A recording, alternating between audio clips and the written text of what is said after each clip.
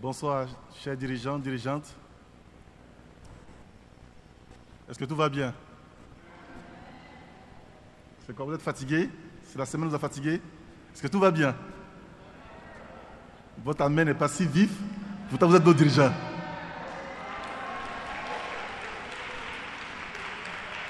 Manifestez la joie d'avoir passé du temps avec Dieu dans un banquet spirituel. Soyez heureux d'avoir passé ce temps et acclamons notre roi.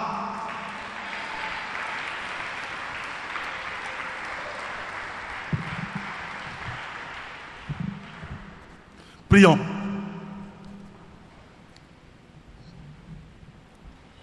Celui qui nous a appelés est grand. Et celui à qui nous nous identifions est grand. Il n'y a dans l'univers visible et invisible aucune personne, il n'existe aucune personne au-dessus de celui qui nous a appelés.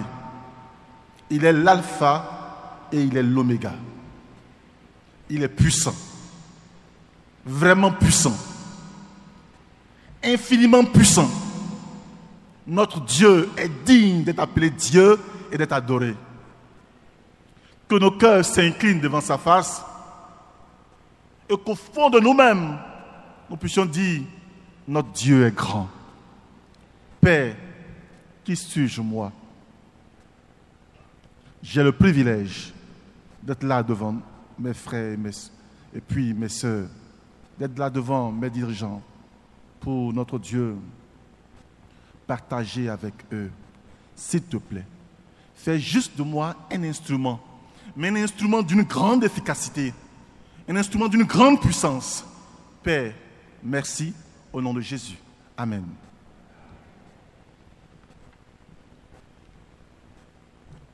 Je vais me permettre de rappeler rapidement en une minute, 2 minutes maximum, les points que nous avons abordés hier au sujet de l'autonomie financière. J'ai dit hier que j'ai reformulé la thématique et j'ai dit, en reformulant,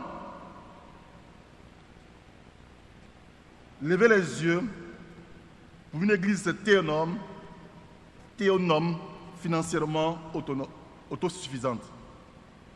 Financièrement autosuffisante. Et j'ai dit qu'il était important pour nous en tant que disciples de rester soumis sous l'autorité de Dieu dans tous les aspects de nos vies.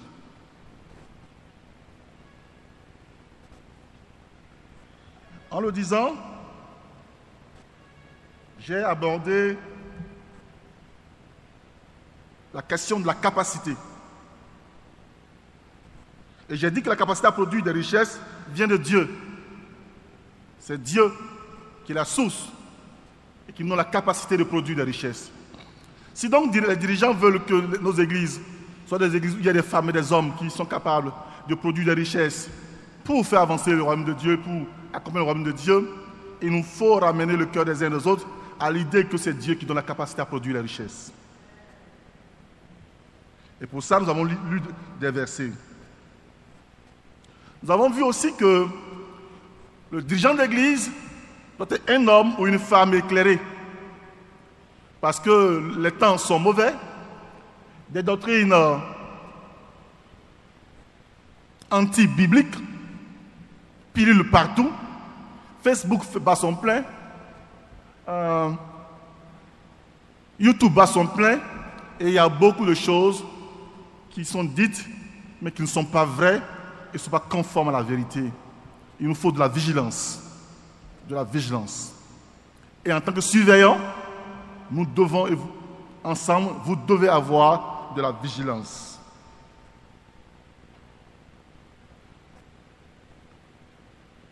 J'ai aussi dit,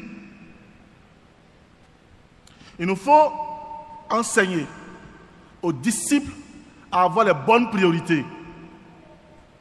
Et que la question financière doit se regarder, doit s'analyser à la lumière de Matthieu 6, le verset 33. Ce soir, il nous faut après avoir abordé la question, les fondements de ce qui devrait et doit pouvoir soutenir, accompagner notre vision de l'autonomie financière, nous allons voir quelques indispensables pour bâtir une église théonome et financièrement autosuffisante. Quelques indispensables. Je veux, avant de dire ces choses, dire merci à nos dirigeants, à notre staff, au dirigeant principal, qui me donnent le privilège de partager ce temps avec vous. Vous savez, hier je disais que l'Église est comme une armée, mais aussi on pourrait comparer nos dirigeants à des médecins. En tant que dirigeant, on pourrait vous comparer à des médecins. Voyez-vous, un médecin qui, à l'occasion de son office de médecin, voit un malade venir et ne lui demande pas de quoi il souffre.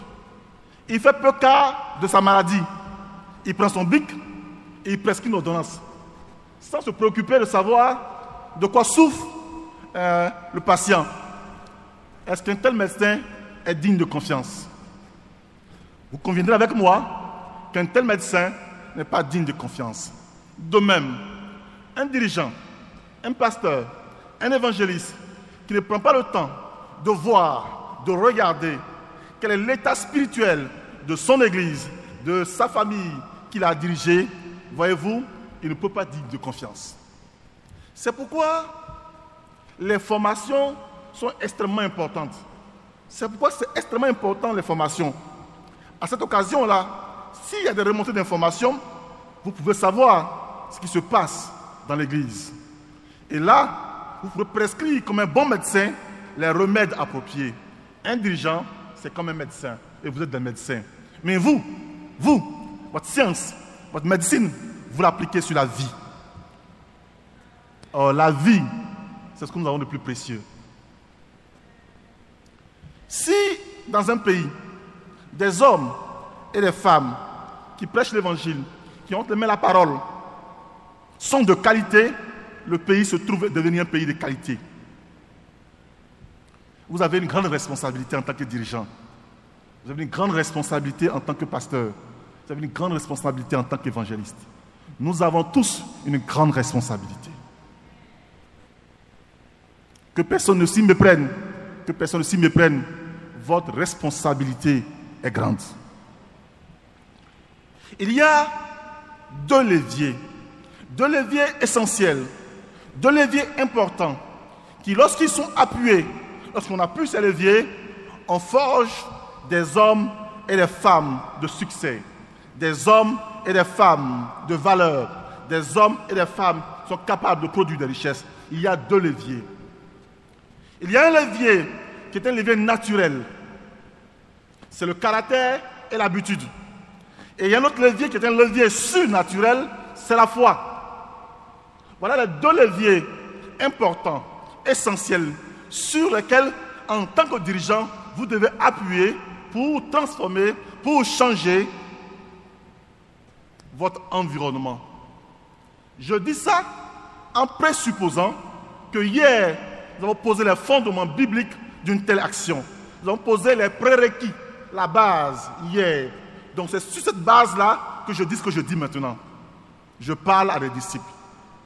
Ou alors, vous adressez à des disciples, des gens qui sont fixés sur Jésus, des hommes et des femmes qui ont la perspective du salut. Deux leviers.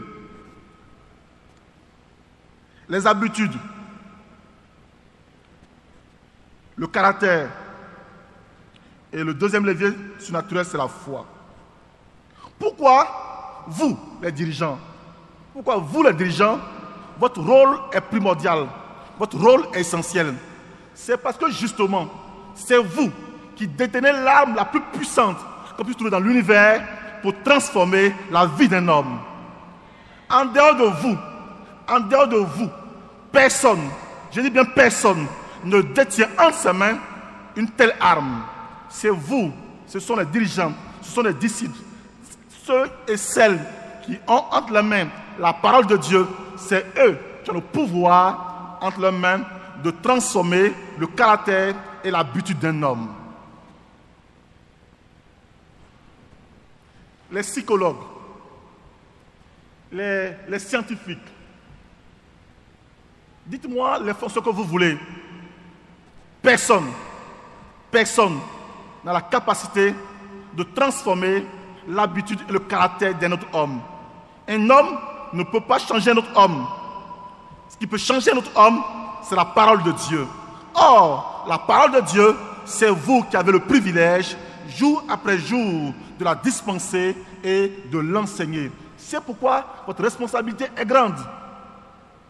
Regardons ensemble ce que la Bible dit à ce sujet, au sujet du pouvoir de la parole de Dieu et de la puissance de la parole de Dieu.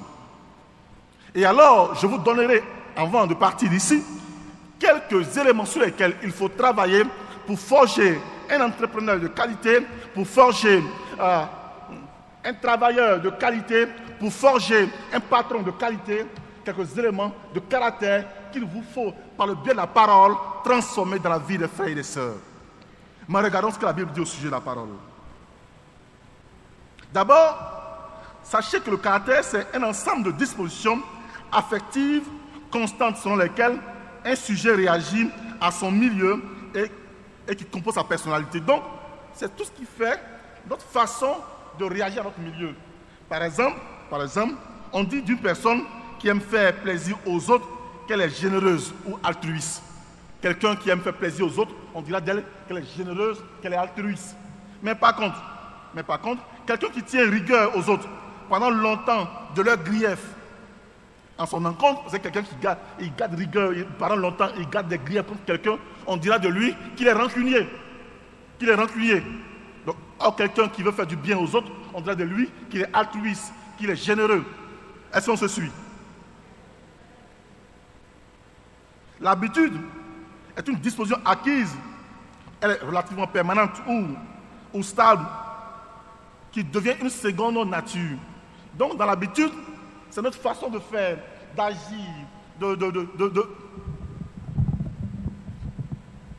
Je vais enlever ça parce que... Aidez-moi à enlever ça. Parce que là, je ne sais pas rester statique. Merci. L'habitude, c'est cette disposition-là que nous avons, qui est permanente ou stable, et qui devient une sorte de seconde nature. Le caractère et l'habitude, c'est vous qui avez entre vos mains l'âme pour modifier ou pour transformer le caractère ou l'habitude d'un homme.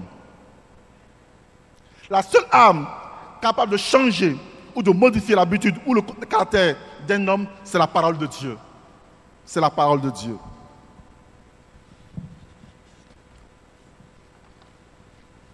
Hébreux 4.12 dit, car la parole de Dieu est vivante et efficace, plus tranchante qu'une épée quelconque à deux tranchants, pénétrante jusqu'à partager âme et esprit, jointure et moelle. Elle juge les sentiments et les pensées du cœur. Voilà ce que fait la parole de Dieu. La Bible dit, elle est puissante. La Bible dit, elle est puissante. Elle est efficace. Elle est pénétrante. Elle sépare l'âme et l'esprit, le siège des sentiments. Or, on a vu que dans l'habitude, il y a aussi les sentiments, nos émotions, nos façons de voir les choses. Et la Bible dit, c'est la parole de Dieu qui a le pouvoir de séparer. Elle est puissante. Romains 10.17 dit, ainsi la foi vient de ce qu'on entend, et ce qu'on entend vient de la parole de Christ. Romains 10.17. En d'autres termes, c'est entre vos mains que Dieu a mis sa parole à l'effet de transformer et de changer le caractère des hommes et des femmes dans l'Église. C'est entre vos mains. C'est entre vos mains. 1 Pierre 1, 23, il dit, puisque vous avez été régénérés, non pas par une sémence corruptible, mais par une sémence incorruptible, par la parole vivante et permanente de Dieu. La parole vivante et permanente de Dieu. Frères et sœurs, dirigeants, dirigeantes, sachez-le bien, c'est entre vos mains que Dieu a mis la parole de Dieu. En d'autres termes, si l'église ne va pas bien, si l'église est clopant, si l'église ne marche pas bien, c'est votre responsabilité. C'est la nôtre en tant que dirigeant. Ce n'est la responsabilité de personne d'autre. C'est votre responsabilité. Pourquoi? Car la Bible dit, la foi vient de ce qu'on entend. Que dites-vous aux frères et aux sœurs? Qu'est-ce qu'ils entendent? C'est de ce qu'ils entendent que vient la foi qui est forgée dans leur vie. Et la démarche. Dis-moi comment tu marches et je vais te dire comment ce que tu entends. C'est vrai, il y a des hommes et des femmes rebelles. C'est vrai, la rébellion existe, c'est vrai. Mais, la Bible dit que la foi vient de ce qu'on entend. Et ce qu'on entend vient de la parole de Dieu. C'est votre responsabilité de faire en sorte que les hommes et les femmes de cette église entendent des paroles qui viennent du ciel et qui ont la capacité de changer et de transformer leur vie. C'est votre responsabilité.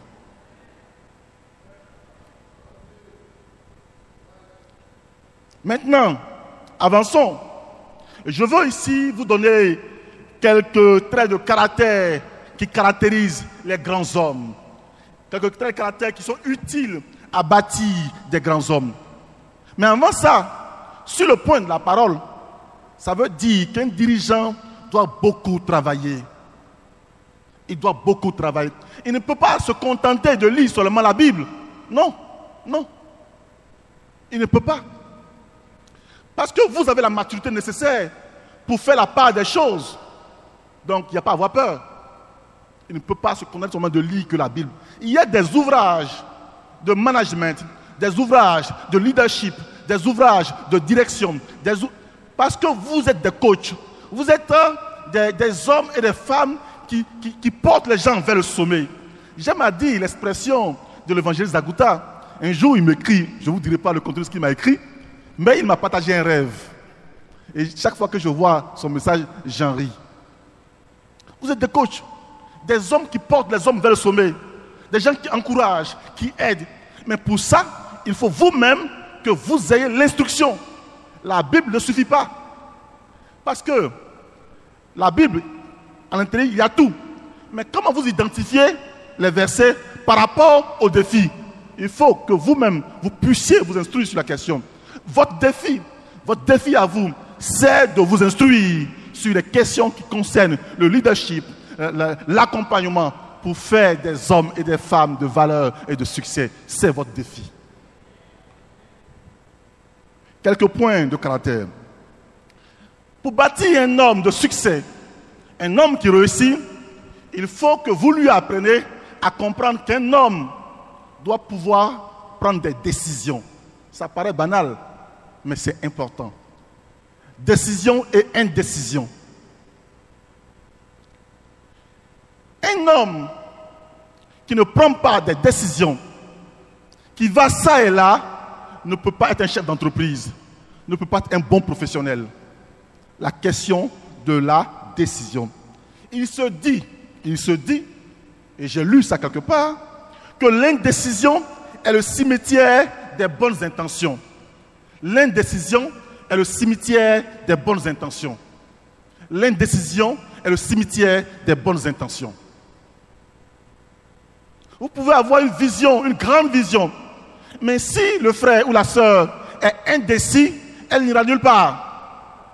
Le frère Jaurès Blé, hier ici, qui vous présentait l'école, et vous a parlé de l'école. Mais pourquoi agit-il comme il agit? Pourquoi fait-il comme il fait? Parce que derrière, vous avez dû remarquer qu'il y avait quoi? La décision. J'ai pris la décision. Il faut enseigner aux frères et aux sœurs à être des hommes de décision, qui ne voquent pas ça et là. Matin, il fait ça, à midi, il fait ça, le soir, il fait ça.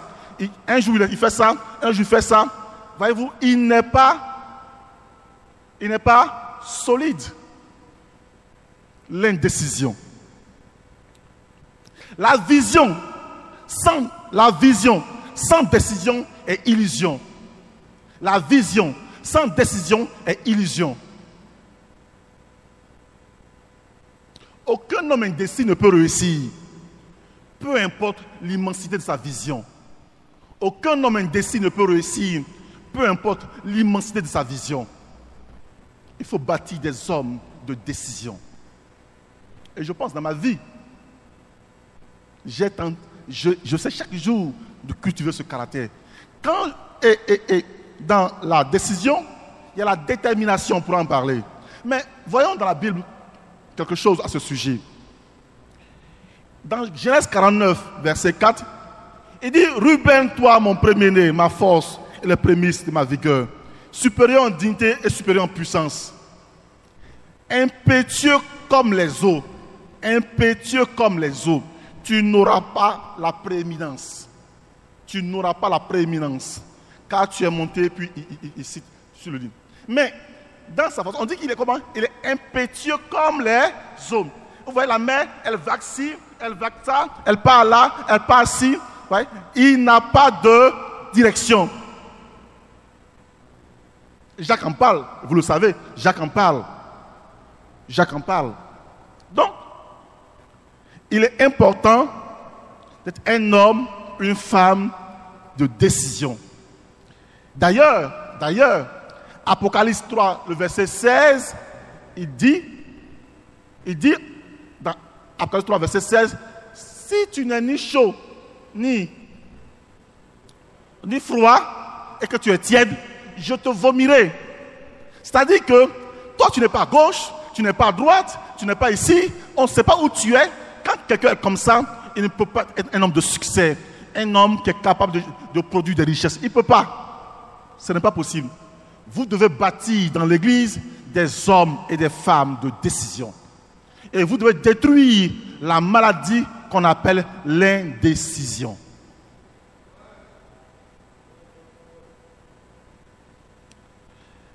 Vous savez, dans Luc 9, 61 à 62, il dit, un autre dit, je te suivrai. Il a la vision. Il veut suivre Jésus. Il a la vision. Je te suivrai. Seigneur, mais permets-moi d'aller d'abord prendre congé de ceux de ma maison. Jésus lui répondit, quiconque met la main à la charrue et regarde en arrière n'est pas propre au royaume de Dieu. En d'autres termes, tu mets la main à la charrue, tu regardes en arrière, il est indécis. Il est ici et puis il est ici. Il ne peut pas avoir de succès. Ça, il faut construire des hommes de décision. Quand un frère vient vous voir, matin, il veut faire cordonnerie. Le soir, il veut vendre ça. Après, il veut faire ça. Après, il veut faire ça. Après, il veut faire ça. Il est indécis. Vous devez régler ça. L'indécision. Deuxième point qu'il faut voir. Donc, l'indécision amène, la décision amène la détermination. Et la détermination propulse la vision et porte à l'action. La décision amène à la détermination. Et la détermination propulse la vision et amène à l'action. C'est extrêmement important.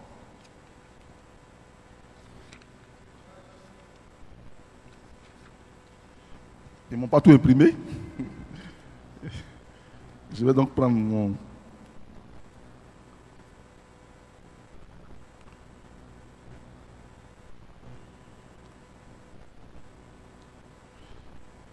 Amen.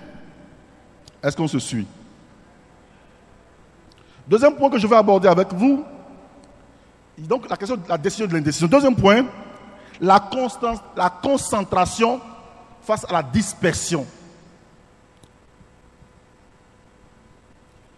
Voyez-vous, dans Jean, le chapitre 18, le verset 17, Jean 18, 17,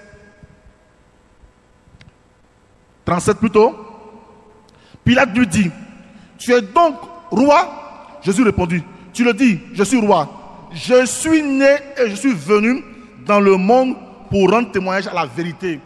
Jésus savait exactement son objectif. Il savait. Il dit, regardez comment il le dit. Je suis né et je suis venu pour rendre témoignage à la vérité. Son objectif est clair, il est concentré. Pilate est en train de tourner. Non, lui, il n'est pas dans ça. Il est focus, il est concentré. Moi, je suis né et je suis venu pour rendre témoignage à la vérité. Quand un homme n'est pas concentré, il est dispersé. Et quand il est dispersé, il n'est pas efficace. Est-ce que vous savez qu'avec l'eau, on peut couper le fer? Vous le saviez? Ceux qui sont des techniciens ici doivent savoir ça. Quand vous prenez un peu d'eau et qu'on vous met un peu d'eau dessus comme ça, vous ne sentez rien, n'est-ce pas? Mais si on met l'eau dans un truc à pression, à forte pression, et puis on vous met là-dessus, ça fait mal, n'est-ce pas? Mais si on augmente la pression, on peut même couper des choses. Il faut être fixé, il faut être concentré.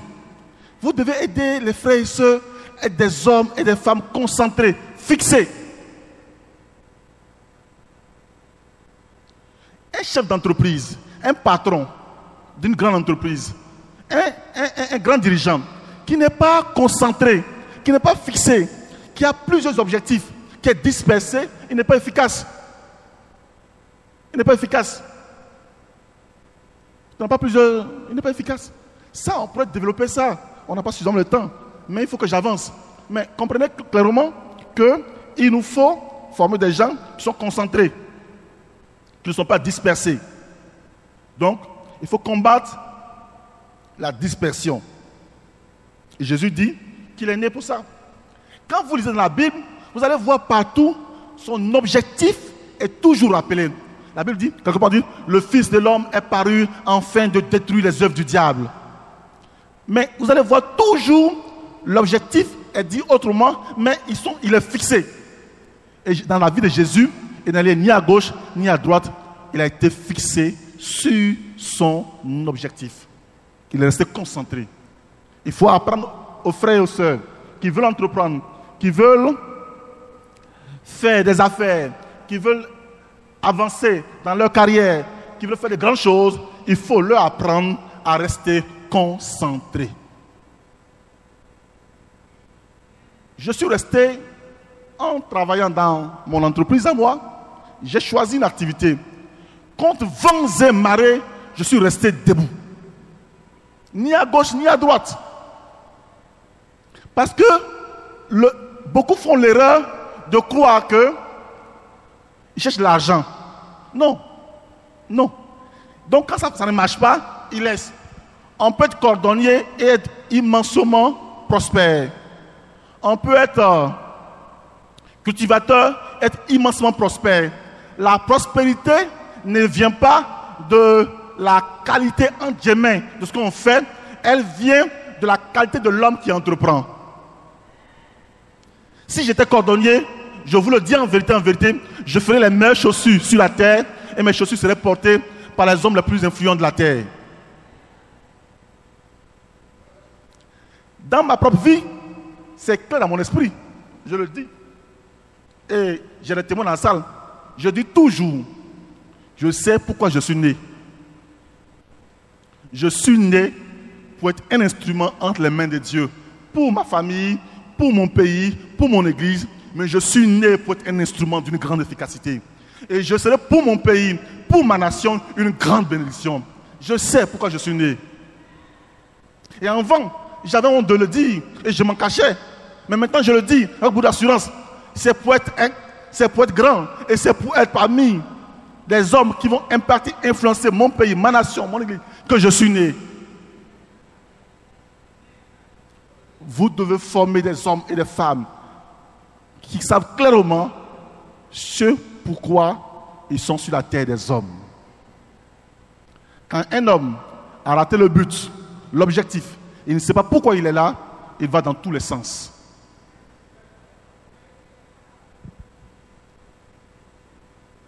Vous devez enseigner aux frères et aux sœurs la générosité et la gratitude. Parce que, et c'est très important maintenant, s'il vous plaît, chers dirigeants, il y a des hommes et des femmes qui sont fondamentalement et foncièrement d'une grande méchanceté. Il faut qu'ils en sortent. Et il faut les aider à en sortir. Et il y a des personnes qui ont une compréhension littéraire, scripturaire de l'évangile. C'est-à-dire, ils connaissent l'évangile avec leur tête, mais pas avec leur âme, leur cœur. Or, connaître l'évangile avec son âme, avec sa tête, est différent de connaître l'évangile avec son cœur.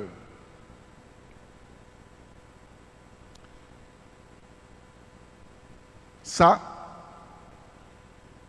je ne vais pas m'attarder là-dessus. Mais ce qui est certain, il faut enseigner la gratitude et la générosité. Même si vous les formez, vous formez des gens, et puis ils deviennent multimilliardaires. Mais si le cœur n'est pas rempli de gratitude et de générosité, cette église-là, dans 10 ans, elle ne sera pas encore achevée. Ah ben oui. Vous pensez vraiment qu'à l'église d'Abidjan, on ne peut pas finir ce temple-là? Dites-moi, raisonnablement. Vous pensez raisonnablement qu'à l'église d'Abidjan, on ne peut pas finir ce temple-là? C'est pas vrai. C'est pas vrai. C'est pas vrai. C'est la nature de nos cœurs. C'est la nature de nos cœurs. C'est pas l'argent qui manque. On se connaît. On se connaît. Vous croyez que l'état de notre église, est-ce que ce dont nous avons besoin pour qu'on ait une évangélisation massive, envoyer des missionnaires dans des régions pour évangéliser, pour annoncer l'évangile, vous croyez que c'est l'argent qui nous manque? Ce n'est pas l'argent, c'est le cœur. C'est le cœur. Sinon, vous enseignez dans nos églises. Ce peuple-là, cette église-là à laquelle Paul s'adressait, on le dit chaque dimanche dans nos églises, pendant les collectes, ils ont donné plus qu'on attendait. Donc, ce n'est pas une affaire d'argent. L'église et son développement n'est pas lié à l'argent. C'est lié au cœur des hommes et des femmes dans l'église. C'est ça qu'il faut transformer. C'est ça.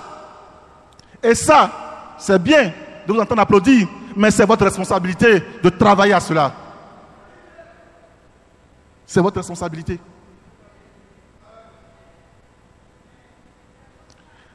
Quand vous prêchez un message qui n'est pas conforme à votre vie, il est sans efficacité.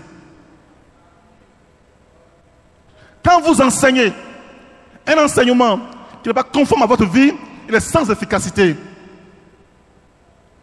La gratitude et la générosité doivent commencer par vous.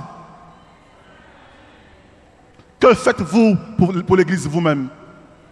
Ah, vous allez me dire, mais nous sommes déjà dans le ministère, nous sacrifions du temps. Je sais. Mais vous n'êtes pas exclus des sacrifices en ce qui concerne les finances. Vous n'êtes pas exclus. Dis-moi ton cœur de sacrifice en ce qui concerne les finances et je te dirai ce que Dieu est capable de faire pour toi quand il verra le sacrifice de ton cœur. Ça commence par vous. C'est vous qui êtes devant. C'est vous les modèles. C'est vous que l'église suit. C'est vous qui devez commencer par donner le bon exemple. Il faut cesser les plaintes. Quand il y a les plaintes dans l'église, Dieu n'est pas présent. Dieu ne vient pas d'un endroit où les gens se plaignent. Se plaignent de ce qu'ils gagnent, de se plaignent de ceci, se plaignent de cela. Ils se plaignent. Écoutez-moi bien. Pour vos vies, vous n'avez pas besoin des hommes. Celui qui vous a embauché est plus grand que tous. Et je vais vous dire une chose. Dieu est capable de faire de grandes choses dans vos vies. Ne soyez pas inquiets. Je sais qu'on peut se dire, mais comment je fais demain? Mais Dieu qui vous a embauché est suffisamment puissant pour prendre soin de vous. Vous, faites ce que vous avez à faire. Un fils à l'image de son père.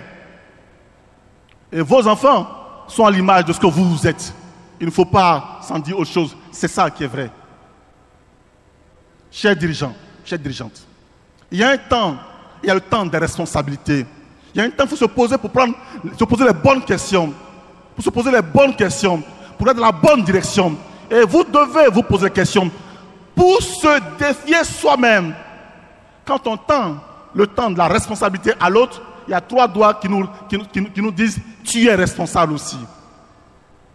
Les cadres sont responsables, les professeurs sont responsables, mais vous en premier. C'est pourquoi d'ailleurs Dieu dit d'éviter que les autres évitent de juger les dirigeants.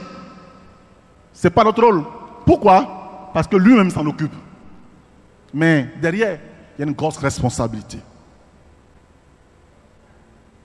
Et puis, sur ce point, il dit, ainsi vous serez enrichis à tout point de vue, 2 Corinthiens 9, 11, de vue pour toutes sortes d'actes de générosité qui, par notre intermédiaire, feront monter des prières de reconnaissance vers Dieu.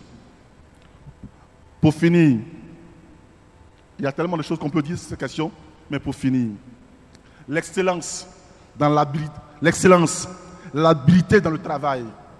L'excellence, l'habilité dans le travail. Dans Proverbe 22, la Bible dit, ne déplace pas les bornes anciennes que tes pères ont posées. Ne déplace pas les bornes anciennes que tes pères ont posées. Ça, on a parlé ça hier. Si tu vois un homme habile dans son ouvrage, il se tient auprès des rois.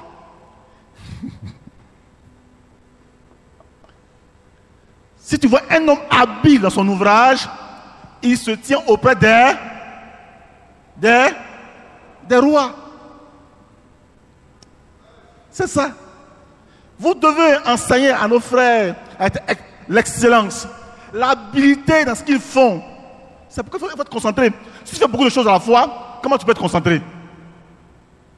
Vous devez donc, il doit être habile. Quand un homme est habile, il se trouve près du roi. Ça veut dire il se trouve au sommet. N'est-ce pas? Un jour, Dieu m'a posé la question. Je me disais, laisse-moi m'a demandé, mais je t'ai dit que c'est moi, Dieu, qui retire l'indigent de la poussière pour le faire asseoir à la table des grands. Et toi, tu cherches. Et il m'a demandé, quand un homme est assis avec les grands, est-il grand ou non? Je dis, si, il est grand. Il dit, bien. Fais ce que tu as à faire. Enseignez aux frères à faire ce qu'ils ont à faire avec habileté. Car quand un homme agit avec habileté, avec qualité, avec instruction, avec savoir, il se trouve auprès du roi. La prière, elle est essentielle, mais l'habileté est quelque chose qui nous propulse vers les hauteurs. Chers dirigeants, je voudrais m'arrêter là. Il y a l'humilité, la miséricorde, la fidélité.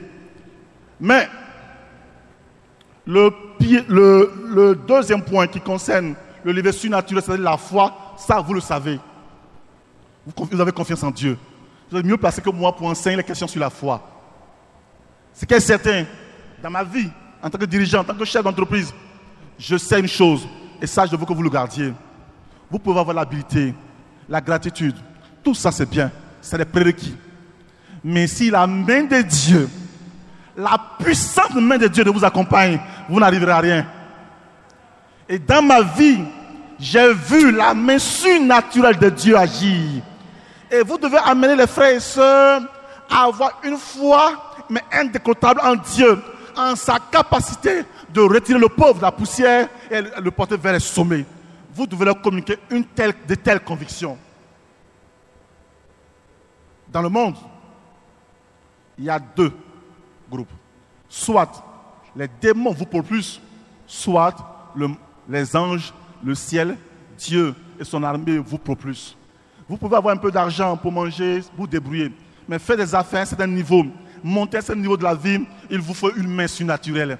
Sans une main surnaturelle, vous n'allez pas y arriver. Il vous faut une intervention surnaturelle.